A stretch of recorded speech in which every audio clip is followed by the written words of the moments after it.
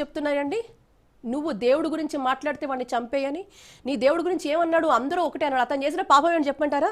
అందరూ ఒక్కటే, అందరూ సమానమే అన్న ఆ వాక్యం అతని ప్రాణాన్ని బలి తీసుకుందంటే వీళ్ళకున్న ఒక ఎంతటి మతోన్మాదులు వీళ్ళకి ఎవరు బ్రెయిన్ ట్యూన్ చేస్తున్నారు? ఇది విషపూరితం.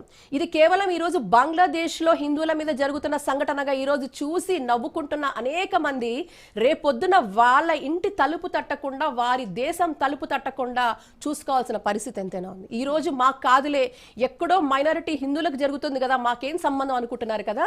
ఈరోజు ప్రపంచ దేశాలు ఎవరైతే విర్రవీగుతున్నారో, మానవత్వానికి అతీతంగా ఈరోజు మానవత్వాన్ని కించపరుస్తూ జరుగుతున్న ఇటువంటి సంఘటనలను కళ్ళప్ప చెప్పుకొని చూస్తూ నిద్రావస్థలో ఉన్న మిగతా దేశాలు కావచ్చు, ఐక్యరాజ్య సమితి లాంటి సంస్థలు కావచ్చు, లేకపోతే హ్యూమన్ రైట్స్ కి సంబంధించిన అసోసియేషన్స్ కావచ్చు, వీళ్ళందరూ కళ్ళప్ప చెప్పుకొని ఏం చేస్తున్నారండి?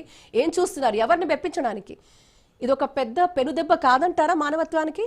సో ఇలాంటి వాళ్ళకి తప్పకుండా అండి ప్రకృతి ప్రతిదీ చూస్తూ ఉంటుంది. ఎవరైతే ఏదైతే వాళ్ళ పాపకర్మలు చేస్తారో వాళ్ళకి తిరిగి వస్తుంది. ఒకప్పుడు మనం భిక్ష పెడితే ఆ దేశం ఉంది. ఈ రోజు నిజంగా 100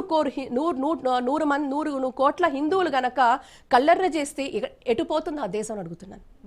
కాబట్టి ఇది ఒక పబ్లిక్ రేజ్ స్టార్ట్ అయింది. ఈ రోజు ఇంతకు ముందులా కాదు రోజా గారు. ఇప్పుడు చాలా మంది కూడా అన్నిటికీ అతీతంగా, మరీ ముఖ్యంగా హిందువులలో ఒక చైతన్యం మొదలైంది. ఆలోచన చేస్తున్నారు, ప్రతి ఒక్కరు చేస్తున్నారు. నిర్దాక్షిణ్యంగా యువకుల్ని, ఆడపిల్లల్ని ఈరోజు కోల్కతా స్ట్రీట్స్లో కొడుతున్నారండి, రక్తం వచ్చేటట్టుగా. మీరు లైవ్ చూస్తే ఇప్పుడు అక్కడి నుంచి, and hardly there is any media which is covering. Hardly ఏదో 1-2 ఛానల్స్ తప్ప అసలు ఆ ఒక్క న్యూస్ని కూడా అంతటి నిరంకుశ పాలన మనం చవి చూస్తా ఉన్నాము బెంగాల్ స్టేట్లో. ఒక జంగల్ రాజ్ అంటాను నేనైతే. ఎటువంటి స్వేచ్ఛ లేదు. ఈ రోజు ఏమైపోతుంది అనేది ఇది తప్పకుండా ప్రభుత్వం ఉపేక్షించకూడదు, భారత ప్రభుత్వం దీన్ని ఉపేక్షించకూడదు. అవసరమైతే ప్రెసిడెంట్ రూల్ తీసుకొచ్చి పూర్తిగా కూడా బెంగాల్ స్వాధీనంలోకి తీసుకోవాల్సిన అవసరం ఎంతైనా ఉంది. ఎందుకంటే ఈ రోజు ఇలా వదిలేస్తే అక్కడ నన్ను ఎవడూ టచ్ చేయలేడు, నన్ను ఎవడూ ఏం చేయలేడు.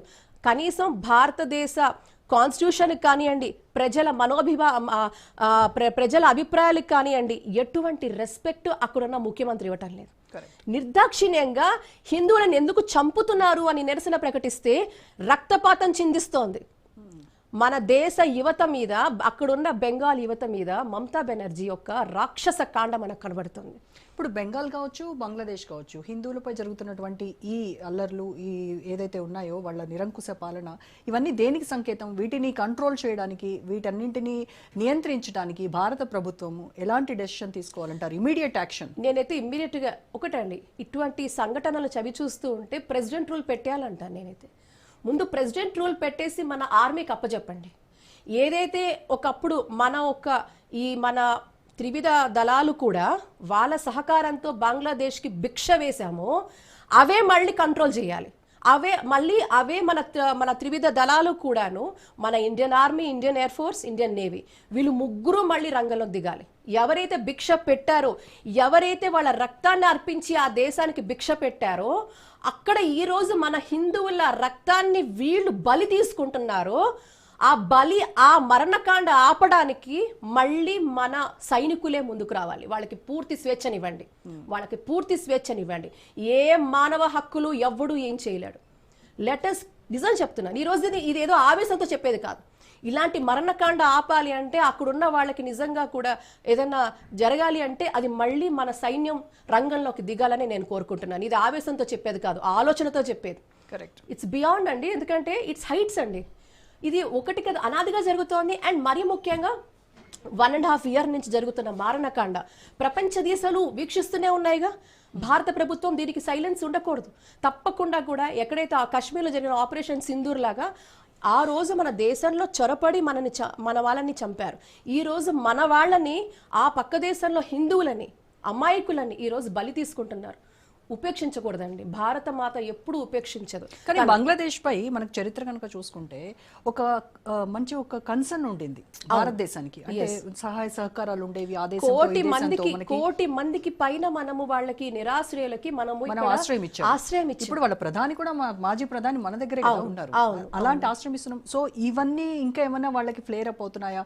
అంటే వాళ్ళు వెలివేసినటువంటి ప్రధానికి ఇండియా ఆశ్రయం ఇస్తోందా అనేది కూడా ఇక్కడ ఏమన్నా మనం కన్సిడర్ చేయాల్సినటువంటి రోజా గారు ఇక్కడ లాట్ ఆఫ్ ఎక్స్టర్నల్ ఫ్యాక్టర్స్ మనమంతా కూడా మన చుట్టూ అంతా కూడా ఒక విష వలయం లాగా కూడా మీరు చూస్తూ ఉంటే పక్కనున్న శత్రు దేశాలన్నీ కూడా కాచుకొని కూర్చున్నాయి.